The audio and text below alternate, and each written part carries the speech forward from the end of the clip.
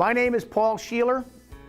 I am third generation. My son is fourth generation Christmas tree producer. My wife and I and our son own Evergreen Acres Christmas Tree Farm in Auburn, Pennsylvania. Our farm was started in 1945 when my father got out of the service. We're mostly a wholesale operation. We're shipping several thousand trees into New York, New Jersey, Delaware, Maryland, and most of our customers are in southeastern Pennsylvania. I worked for Penn State Cooperative Extension for 28 years, and my specialty area of education that I taught other growers was Christmas tree production. This is a top off a 6-foot tree. I just cut it off the other day. Isn't that beautiful? That's genetics for you. Bad genetics. Genetics plays a big part in this industry. Hopefully we'll learn some of that.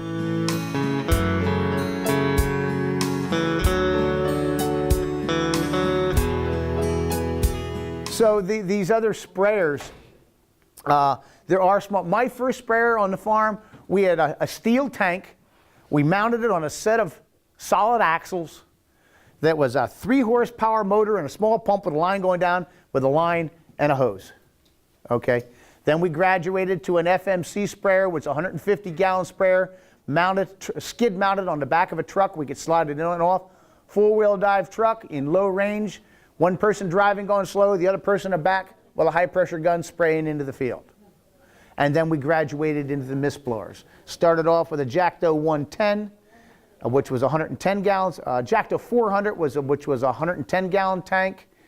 Then I went to a 200-gallon tank on another sprayer. I've since sold that one, and I've gone back now. I have the two SEMAs are 170-gallon, two 170s. Now, some of the, while we're just on this subject here, I just want to mention this. I've mentioned that spraying is essential. It would be nice to raise Christmas trees organically, but I do not see it now or in the future. And timing is utmost importance to getting your sprays on in a timely manner.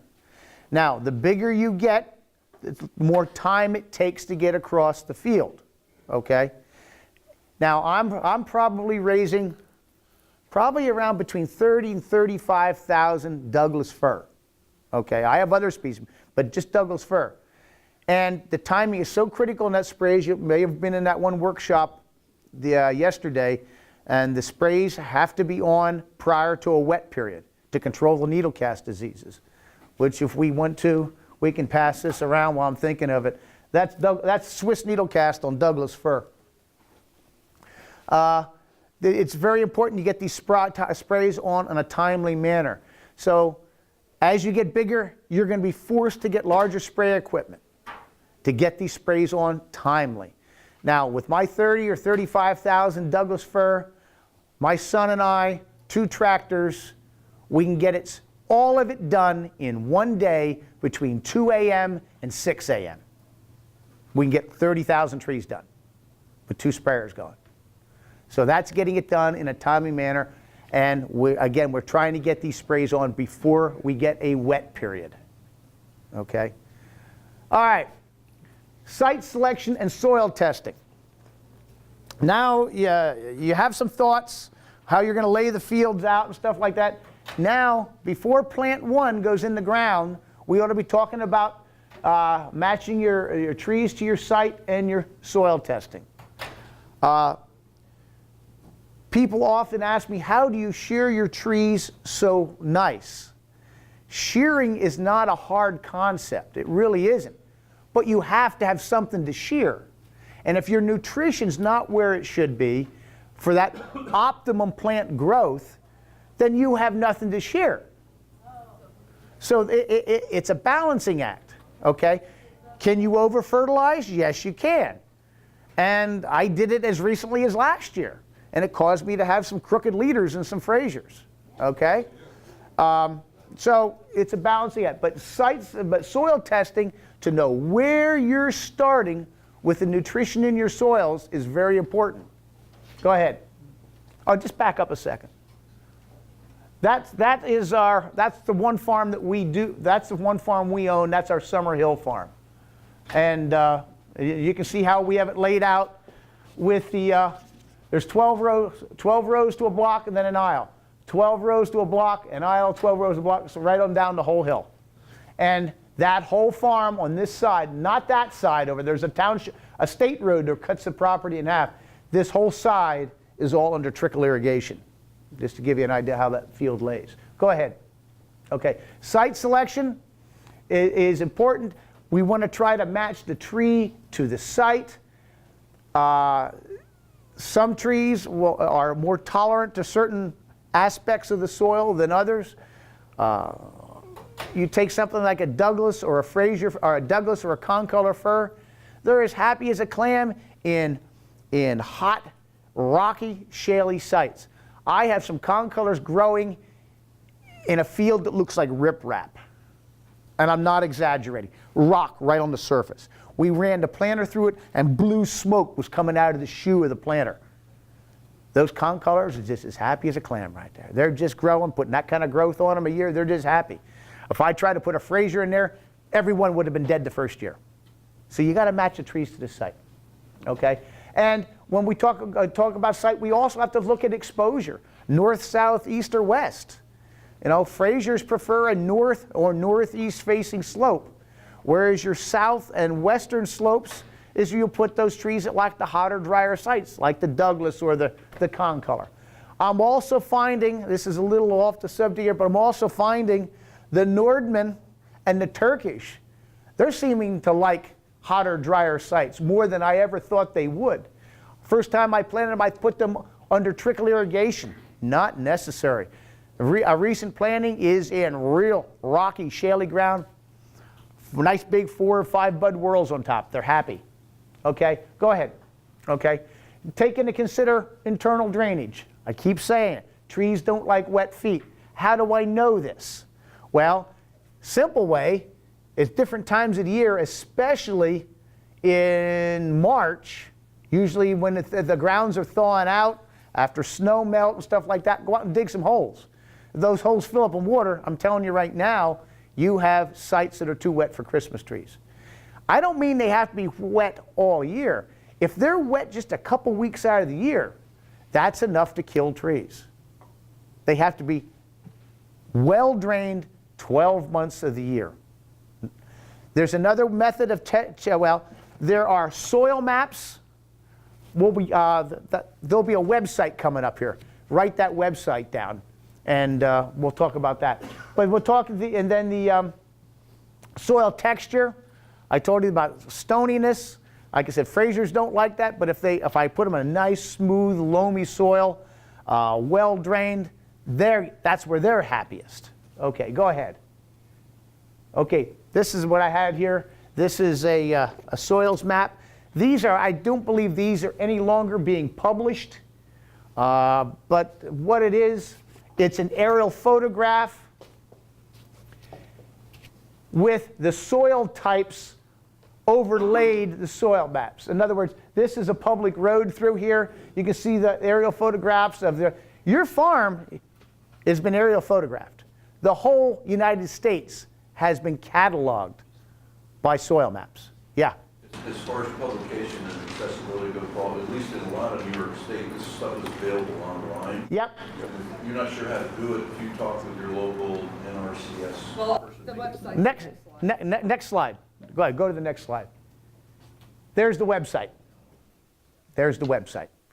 And I've always had my maps. I just grab these real quick because I have these handy. I've never gone on there, but I would imagine you go on there and you can probably type in your state and probably your county, and then you got to start pulling up some photographs to try to find where you are on those maps. But then it will give you the name of the soil. It's done in abbreviations. Go back again, backwards. It gives the abbreviation. The BU, the first thing there is the abbreviation for the name. And I know that's probably Buchanan type soils. And then the second large digit is the slope. A, B, C, D, E, F slopes, okay? A slope is like 0 to 3. B slope is like 3 to 8% slope, and so on and so forth.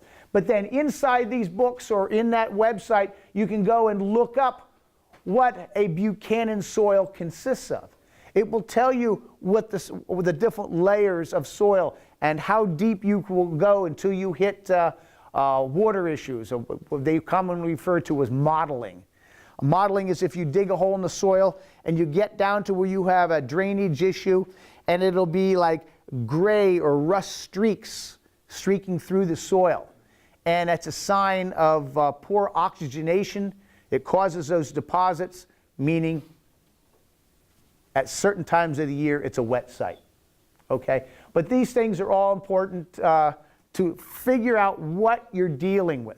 Especially handy if you're considering buying land or if you're going to lease land. There's a couple farms that I've leased in the past. Before I even approach the landowner, I get the soil maps out. Okay, what am I dealing with here? Is it worth me even going to even approaching them? Okay? And we had an incident a couple years ago. It was the next piece of property. Man, I wanted that property so bad. A new landowner bought it. I thought I could deal with him. Started looking at the soil maps. I got water issues out the kazoo in that field and didn't even approach the landowner. Okay? Go ahead. Okay, a water source. It'd be nice to have a water source handy for mixing sprays and so on and so forth. You got to be very careful, especially with pesticide products and water sources. It's nice to have that water source, but it's easy to contaminate water sources too. I can tell you a horror story about another grower who had a broken hose on his sprayer. He's filling his sprayer. He just had a small pond, and he couldn't understand why all the bass were dead the next day when he had a leak of Metacystox R. That's one of those nasty pesticides that leaked into the pond and killed all the bass. So you got to be real careful there. Optimum fertility. The benefits: you will improve tree quality, increase the number of trees harvested, shorten the rotation, and be able to plant different species. All of it will return in higher profits. You got to be trying to hit on every one of those topics. You want to try to improve the quality of your tree with good fertility, increase the number of trees harvested. Now, sometimes that can't be avoided when you're dealing with genetics, but from a fertility standpoint, we can do it. Shorten the rotation. The sooner I can get a tree out, I can get a tree back in. I am able to bring on Frasers as fast as I can bring on Douglas. I am clear cutting a field of Frasers with some 9 to 10s in 9 years. Some 9 to 10s. The majority of the fields are going to be 7, 8, 8, 9s. And I'm doing almost the same thing with Douglas. Douglas maybe just a little bit faster. But I am really throwing the fertilizer to the Frasers. Go ahead. Okay. All these are factors that affect plant growth that you may not even think about when it comes to climate, precipitation, the quantity, and the distribution, the temperature.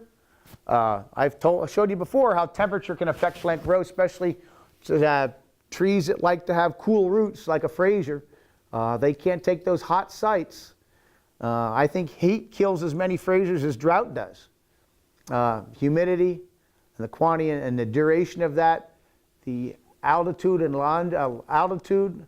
latitude. Now, a lot of it's kind of interesting. Some of the exotic Mediterranean firs, when we talk about the Turkish and the Nordman fir, they are native to the Mediterranean region in Europe. And if you'd look at the latitudinal lines going around the world, it's a kind of a coincidence that they fall in the same area as central Pennsylvania. Now, some of these you might be getting, the further north you go in New York, you might be running into some problems with bud abortion on some of these exotic firs, especially something like Nordman. They have a tendency of freezing out terminal buds. But again, these are things you're going to have to learn by playing around. I can't give you a recommendation here. I would recommend growing them if you can, a few of them, but have to be very careful with that as far as the soil temperatures. And then the soils, those are all different factors affecting the soil, the organic matter, texture, structure, cation exchange capacity, the topography, the slope, temperature, tillage. These fields, they shouldn't be rocky enough that you can't till them. And I've even seen people that have gone in and they've timbered off a hillside and think they can get away with going right in there and planting trees. How many people have ever seen a timbered off area, what the timbered off area looks 3 years from now? It's all regrown up, okay? I've seen people trying to plant Christmas trees through that. And they can't understand why they can't get ahead of the brush, okay? There's a guy upstairs in this trade show guy named Carl Nutzel. He's done some work for me, does an excellent job of clearing land. If you have hardwoods or brush in there, he'll come in there and grind it all up, and then he has a giant tiller. He'll be able to grind up the stumps, and you'll be able to go in and plant if you have stump ground like that, okay? I think we can move on. These are other things we have to consider. Go ahead. Okay, your basic soil is almost half of it is a mineral base. Small percentage is organic matter, and then there's water and air. Now, when you have wet soils, your water is up here, okay, with a little air. That's where your root rots start coming in. Or the tree is just not happy, it's not getting enough oxygen to breathe. Those roots need oxygen. And that's what happens. You get everything else may be right, but at certain times of year, there's more water than there is air in that soil, and then you lose the tree. Okay. Is that it? Hit the next slide. Yeah, that's just empty. There we go. Okay. Soil sampling. Now, you're going to see this slide in a couple other pictures as that field progresses. We followed this field in this slide program. This is a 5-acre field. It sits on the top of a hill. The soils in it are phenomenal. It's a leased field. It is currently, it's in Douglas fir. Well, you'll be seeing some of that, but it is all fenced. This field is fenced, and it's done with solar chargers because there is no AC power nearby. There was Fraser in there. They're all clear cut now. They're out of there now. But you can see how nice the soils are. Go ahead. Okay. Now, when taking soil samples, there's different soil testing, and I'm not sure. Kurt, does New York Cornell offer soil testing? I haven't been able to. I got it done privately. Okay, what was that? There was. They contract with private labs. Right. Oh, okay, okay, all right. I don't know if I have one in here or not. Okay, yep. Having worked for Penn State, I'm familiar with the Penn State soil test, so of course that's what I'm using. And just 2 days ago, we just sent soil samples away. Not many times in January you can get your soil samples pulled because we don't even have frozen ground. But a soil test is only as good as how well the sample is taken, how the sample is taken. Too many people go out there, boom, they take a scoopful of dirt, dry it out, it goes in the bag, and that's their test results. And they will get test results, but they're not going to be accurate. What you want to do, here is the farm. Break the farms up. You can do it on an annual basis. When we're going back to planting 1/10 of a 10-acre farm, 1/10 or 1 acre a year, take those fields. Identify those fields. Identify the boundaries of those fields. And then we're going to pull soil samples from field number 2. And this is how we're going to take the samples. We're going to zigzag through the field or some type of pattern through the field, and we're going to pull a whole pile of different samples and put them in a bucket. And then we're going to mix them in that bucket. And then we're going to take that whole soil sample, spread it out on a piece of newspaper, and air dry it. Air dry it. Don't heat dry it. Don't put it in the oven because that can affect the chemistry of it. Air dry it. It takes about a day or two. If you want to put it on top of an oil burner or something like that, it's just warm heat, that's fine too. I've done that. But no intense heat. And then you will get then you would take it, fill out the form, take your soil sample. I'll open this up here. For Christmas trees on the Penn State kit, it is page 4 There's these other pages in here for agronomic crops. You'd fill out that page. There's a crop code on the back of that page. And let's say I wanted to plant Fraser to plant. It would be crop code 6940. So I put that on the form, my name and address. The soil sample takes about a cup. Now I understand, now you start to see it. A cup of soil is supposed to give me a readout on an entire field. That's why the sample is so important and how well that sample is taken. A cup of soil. But before the soil goes in here, you get your wife's spaghetti strainer, you take it outside and you sieve it. Okay? That takes all the rocks and the sticks and the leaves. You're not going to get an analysis on rocks, sticks, and leaves. And what the fine sifted sample that you send in will give you the most accurate reading. Sample is only as good, the test is only as good as the sample that is taken. I can't emphasize that enough. And then you will get your results. Next page. Take good samples. So you send 2 or 3 samples for that field too? No, one. One sample is all you needed as long as it was a good representation.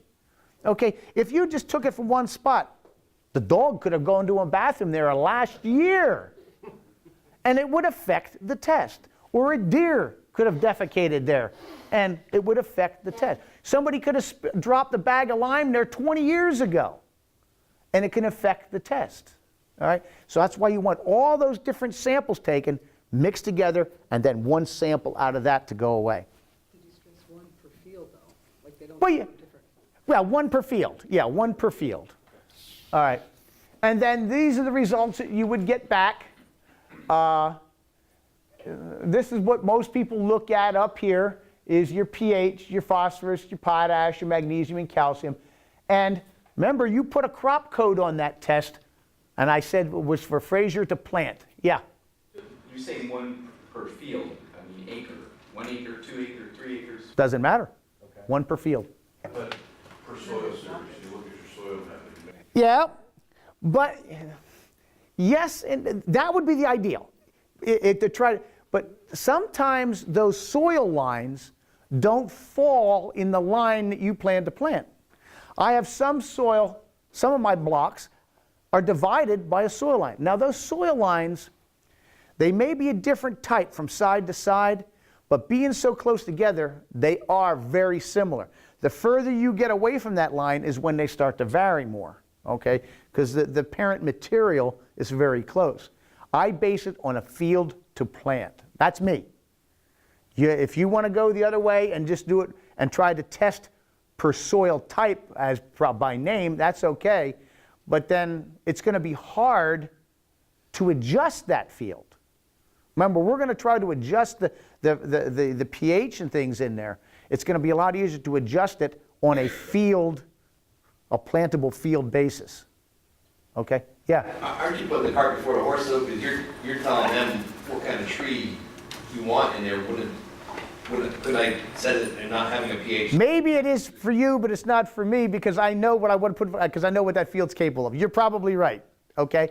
I mean, could you send them a sample and they Yes. say this tree? I would probably give a sample one way or another. I would try to put a type down. It's not just Penn State that does it that way. All the privates do it that way as well. Yeah, you got to have a thought of what you're going to be putting in there. Well, but it was going to grow the best. We try to make that determination beforehand. You can give them multiple codes. Oh, okay. Yeah. Yeah, okay, that's true. Now, the Penn State kid test only allows for one, but I think, I can't remember the outfit that I used. oh, come on. Yeah, Spectrum. Spectrum Analytical. Yeah. With Spectrum, I believe, if you go back in, if you get the results in your computer, you can change the code on your computer and Okay. it will give you It give you a new readout. a new readout on the computer. Or, yeah, that's right. Yeah, that's right. It's interactive now. Yeah, yep. But then what your test is going to give you is what your nutrition levels are. You're below optimum, and above optimum based on that crop code that you sent in there, okay? So it's said that here our pH on this site was 6.4, okay? I don't know what they put this in. Was this for, this is just a slide I got from Rick Bates. Okay. Maybe this could have possibly been for Fraser. 6.4 is really getting high for Fraser, and it's showing the pH to be really high in the optimum range. It probably should have been down a little bit further. But it gives me my phosphate levels. And, you know, let's call this for Fraser fir, that the phosphate levels are a little bit low. Our potash levels are just a little bit low. Our magnesium levels are really high. And our calcium levels are a little bit on the low side. Then what happens here is it'll give you the recommendations. It's not calling for any lime, of course, because lime adjusts pH. Okay? We don't need the pH any higher, so none there. Magnesium, no magnesium is needed because we're already high. And gypsum is none. Gypsum is a calcium source that you can put down that will add calcium without changing pH. The easiest way to get calcium levels higher is to add lime, which would make your pH higher. Does that make sense? Lime adjusts pH, but lime also increases calcium. Now, if my pH is already too high, if I add more lime, I'm just going to make it higher. But now I need calcium. So instead of adding lime, you'll add gypsum. That will put the calcium levels higher without adjusting the pH. This is a whole 2-day course in chemistry. We're going to try to do it in a couple minutes. Okay? But this is what we're trying to do. In my case, I have enough experience that I look at a soil test and I know what I want to put in that field, and I just want the chemistry. And I do my own tweaking of my test results, okay? But for a new grower, if you follow these test results, they're going to get you very, very close to the ballpark of where you need to be. And then we'll try to correct everything else down the pike with annual applications to try to adjust your nutrition. And sometimes adjusting that nutrition is done by watching what the plant does. Okay? And then down here for fertilizers, it calls for 3.5 pounds per 100 square feet. Now, I don't know why Penn State ever did that. 100 square feet. But now you have to multiply it by, 435 or 345? It's on the back of your test. On the back of this paper, it gives you the formula for calculating. There's 43,560 square feet in an acre. And then you would divide it out. So you would figure how much of a 5-10-5 and how much of a 0.46-0 you'd have to add to meet these recommendations. Okay? Now that's where you are. You take your soil test, you get these get these amended, get them on the ground, and we'll talk about this a little bit further when we get into application of these products to the field. But the soil test is essential to get a foundation of where you need to be. It's a lot easier to adjust the soils before a plant goes in than trying to adjust them after the plant goes in. Okay? Again, it's a whole chemistry course here, but some of these materials, lime, if you lay it on the surface and don't incorporate it, it moves through the soil in a wave. Okay? If you put lime on the surface, you can jack pH up to 8, 2 or 3 inches down, you could be at a 5.5. And that pH adjustment moves through the soil in a wave. That's why incorporating it through tillage is the best way to adjust your pH.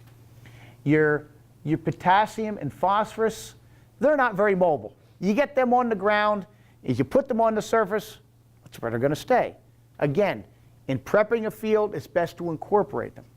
Now you notice there's no recommendation on here for nitrogen, because nitrogen is one of those compounds that is here today, gone tomorrow. It is extremely volatile and very mobile. You put your fertilizer with nitrogen in it will either leach through the ground fairly quickly with rain or water, and if it's applied, for example, in a urea form on a hot sunny day, it'll volatilize and go off into the atmosphere. That's why it's so important when you're doing maintenance fertilization down the pike, get these fertilizers on right before a rain. I mean immediately before, within hours of a rain, and you will get the best results. Some person asked me, well, can't I apply my fertilizers in March? Well, this is getting way off subject, but it's on my mind. I want to cover it. If you apply in March, are your plants growing yet in March? Nitrogen is mobile, isn't it? Now, if a plant is not active and you're dealing with a mobile compound, what's going to happen to that nitrogen before the plant needs it? Gone. Okay? That's why it's important to dovetail your application with plant growth. Okay? Plant bud break usually happens about 2 to 3 weeks after root growth starts. So if you can put your fertilizers down 2 to 3 weeks before your average bud break date, where I'm at, it's usually the last week in April is when I get bud break. You're a little bit farther north, you may be the first week of May or something like that. You may be getting bud break. If you can get your fertilizers down like in mid-April, that is leaching down into the root zone. That nitrogen is leaching down into the root zone, and it's there when the plant is most actively taking it up. Okay? All right, next one. Just a little bit about the pH scale. It's a chemistry class here now. Is you have the pH scale is 0 to 14, 7 being neutral. Most plants do well at pHs a little bit less than 7. Okay, a lot of your acid-loving firs, such as Canaan and Fraser's, they recommend like a pH of 5.5. And this is one of those things I do not agree with the Penn State test, is they make a recommendation for Douglas fir of around 6 to 6.2. Well, Douglas fir and concolor fir grow in the same areas out west in the Rocky Mountains. And the Rocky Mountain soils are known to be alkali, which means the pH of those soils are 7 or over 7. Now you take a plant that's genetically developed in nature to perform at a neutral or darn near a neutral pH, and we bring them home here, we grow them here in Pennsylvania and New York, and we put them in 5.5, 5.8, 6.0 pHs, and we wonder why they're not performing the way we think they should be performing. And that's one of the reasons. So you have to know a little bit about the plant themselves, where they're native to. But that's what comes to mind. Blue spruce, concolor fir, Douglas fir, Engelmann spruce are the couple that I kind of think of. I don't think anybody ever raises alpine fir or anything like that. But those 4 species, don't be afraid to get your pH up to 7. Because in the period of time that crop is in here, you're just going to gradually be dropping down, because the fertilizers you're applying are acidic, and it drags the pH down. So it's good to get that pH up to its optimum range before we plant, because we're going to be dragging it back down. And that's why it's important to retest before a new crop goes in the field. Is that making sense? I'm getting some looks on me. Does that kind of make sense? It's a lot. So much more before just planting the tree, though. Yes. All these decisions should be made before tree 1 goes in the field. That's right. That's right. Next. This is a really interesting slide. Here's your pH range across the top. There's a neutral pH. The width of these bands here is the amount of product, of nutrient that is available to the plant. And as it tapers down, less is available to the plant. You see how they taper down? That's less availability to the plant, okay? You notice the pH is 7. That is the optimum range when most plants get the most nutrition. These, for example, nitrogen is available to plants between, say, 6.0 and 8.0.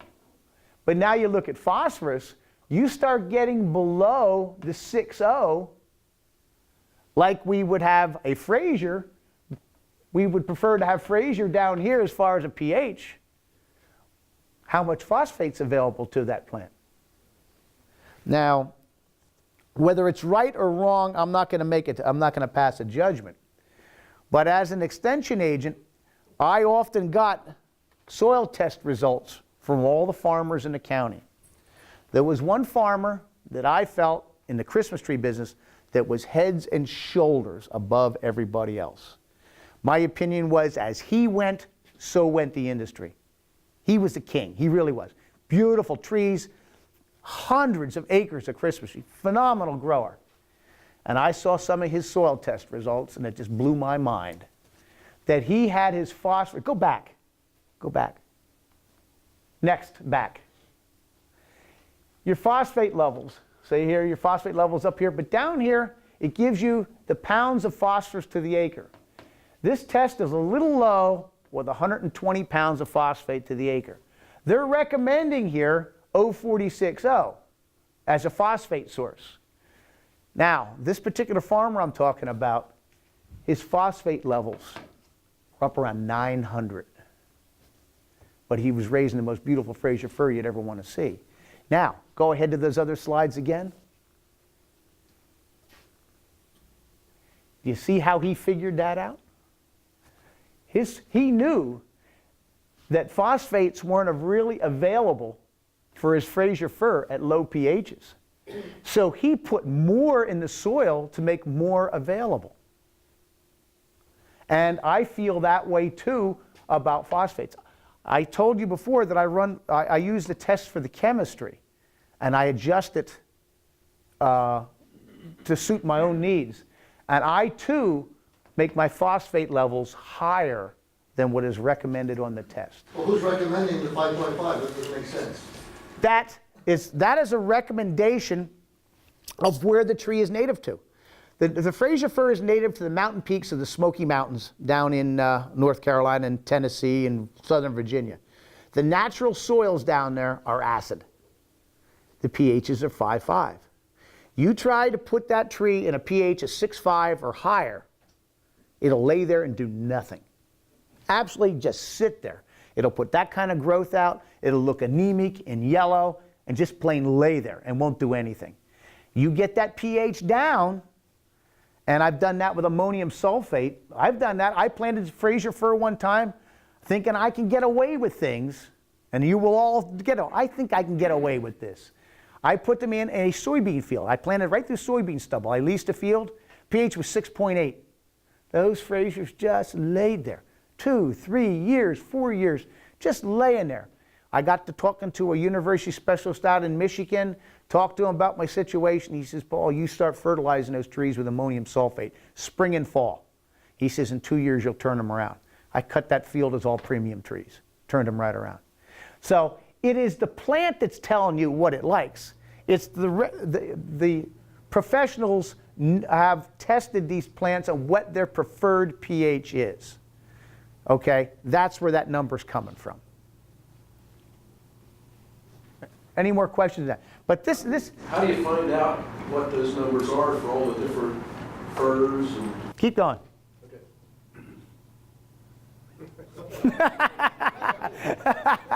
I don't see any exotics on there. Because a lot of these, we're still learning on that. We're still learning on that. I had 3 years ago, I had the reserve champion Nordman, and 2 years in a row I've had champion Nordmans, and they were planted on the end of a Fraser block. So that was acid soils. They were in a pH of 5. I don't know, I've never seen a definitive answer in that. We're still learning by trial and error. But I think they're performing well on acid soils. So you're just adding a specific element without changing the overall pH that the tree may need, that one specific tree may need. Say that again? You're talking about the phosphorus. You're just adding a specific element to help a specific tree without changing the overall pH of the... Well, the only thing that corrects the pH is lime. Lime corrects the pH.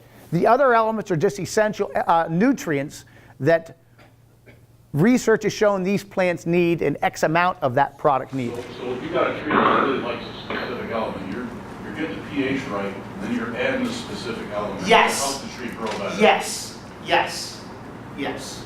So maybe you're saying that because you could take any kind of soil anywhere and manipulate it in such a way by adding those elements to make it conducive to grow. Almost, yes. That's almost true. You can, if the organic matter is there and the texture is there and the internal drainage is there, we can modify these soils to do almost anything we want. Now, sometimes that can get costly, but can it be done? Yes. Yeah. Paul, where do you put balsam on that? Acid. Put balsam with Fraser. Put balsam with Canaan. Someplace in there. All right. Now, again, it says here, Douglas fir, 5 to 7. I prefer it closer to 7. It even says, see a plus sign here? Plus sign here? That's what I was saying before. They like the alkali soils from out west. Yeah. Somebody said, yeah. It's a little bit off topic, but when we're talking about the soil, minerals and pH, does that affect the weed control one way or the other, a high pH or low pH? Or? We're getting a whole nother chemistry course again. Yes. It depends what kind of weed control chemicals you're using. If you're using the triazine herbicides, atrazine, Princep, I think they're the two primary ones we would use, the triazines that we would use on Christmas trees. Higher pHs make those products more active, better control. In other words, if I had a field that was pH of 7, I might get great weed control with a pound of Princep to the acre. Now, if I had a pH of 5, I may need close to 3 pounds of Princep to the acre to get the weed control I want. But what happens to that other 2 pounds? That's laying in there. Then you come along a couple years later and you lime the field. You can activate that herbicide and cause damage. I saw a farmer that had years and years and years of corn, and they've been using Atrex and atrazine on that cornfield, and then the farm sold, a Christmas tree farmer bought it, he limed the daylights out of it, he put in trees, and they all turned yellow, and some of them died, because it released all that atrazine that had been built up in there for years. That was a tough one to figure out, that one was. We didn't have a clue what was doing it, what was killing those trees. But it was the massive release of atrazine because it had been built up in there for years. But that answer your question? Any more questions on that slide? Yeah. What in fertilizer is lowering the pH? It's just the makeup of the fertilizer. It's just acidic. It's acidic. As a whole, most fertilizers are acidic. Not all, but most. Most of the ones we're using. Anything else on this? Go ahead. Okay.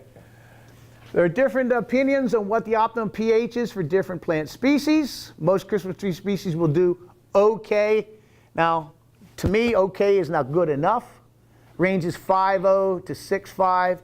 You're not going to see me ever put a concolor in 5.0. Okay? You'll never see me put a Fraser in 6.5 or above. Okay? So that's kind of a generic term. But if you followed that other chart that we had on before this slide, it will really get you close to being in the ballpark that I think we should be able to get those trees performing half decent and then do the rest with maintenance fertilization. General rule is easy to raise pH, it is difficult to lower it. Anybody know how to lower pH? Sulfur. Yeah, sulfur. That's touchy. That's a very inexact science to lower pH. I've only ever done it once. I put the sulfur down and I never went back and re-soil tested. I don't even know if it worked. But I raised Fraser on it. Yeah. Because we're applying nitrogen fertilizers, and because the rain is naturally acidic anyway, we get a lot of the natural processes of our soils are slowly becoming more acidic. So because of that background process, I'll call it, what kind of intervals, time intervals, do you find yourself using between between needed applications of lime to bring stuff up again? Every rotation. Every, Rotation. Okay? It's so hard to apply lime to an existing stand of trees. So that's why I believe in clear cutting. So in other words, we put that crop in. The next year, we go back and replace those that died. And then that's it. What makes it, makes it. We raise that crop up. We might harvest that field over 2, possibly 3 years if you're trying to grow some bigger trees in there. And then everything's out. Now we soil test again. We figure out what plant we're going to be putting in there. Maybe I'll change it from Fraser to Canaan. Well, if I change it from Fraser to Canaan, the pH recommendation is about the same. But if I want to change it from Fraser to Concolor, well, then I put that on my test. What's my test going to come back and say? I'm going to need quite a bit of lime. Even with my Frasers, I'm expecting to put a little bit of lime on, or converting it back to Canaans. I'm going to expect to put a little bit of lime on, but not as much as if I was going to Douglas, Blue Spruce, or Concolor. Again, it's so hard to adjust pH with trees in, and that's why I like to be a clear-cut operator, everything in, everything out, so you can get that modification of the soil.